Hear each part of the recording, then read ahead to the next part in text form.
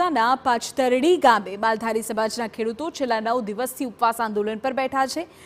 વિરોધ છે ડીસીસી કંપનીની દાદાગીરીનો। વર્ષ 1971માં સરકાર દ્વારા ખેડૂતોને ભૂદાનની જગ્યાઓ આપવામાં આવી છે, જે જગ્યા પર ખેડૂતો વર્ષોથી ખેતી કરી રહ્યા છે, પરંતુ કંપનીએ લીઝ પાસ કરાવતા ખોટો નકશો બનાવી ખેડૂતોની જગ્યા કંપનીમાં આવવાનો દાવો કરવામાં આવી રહ્યો છે। સાથે જ કંપનીએ બળજબરીથી જમીન પોતાની કરવા ખેડૂત પર લેન્ડ ગ્રેબિંગનો કેસ કરવામાં આવ્યો, જેનો ઉગ્ર વિરોધ કરવામાં આવી રહ્યો છે। કિસાન કોંગ્રેસના અધ્યક્ષ પાલા આંબલિયાએ પણ ખેડૂતો સાથે વિરોધમાં જોડાયા। ગામની પ્રાથમિક શાળા પણ કંપનીની માલિકીની હોવાનો દાવો કરવામાં આવ્યો છે। જો કે કંપનીના નકશા અંગે યોગ્ય તપાસની માંગ ઉઠી છે અને કંપની સામે કાર્યવાહી નહીં થાય ત્યાં સુધી આંદોલનની ચીમકી ઉચ્ચારી છે।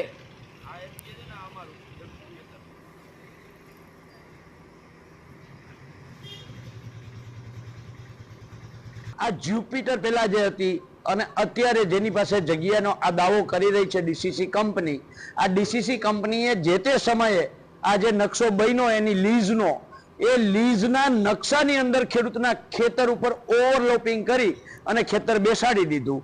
એમ ખેતર બેસાડી દેવાથી દાવેદાર ન થઈ જાય।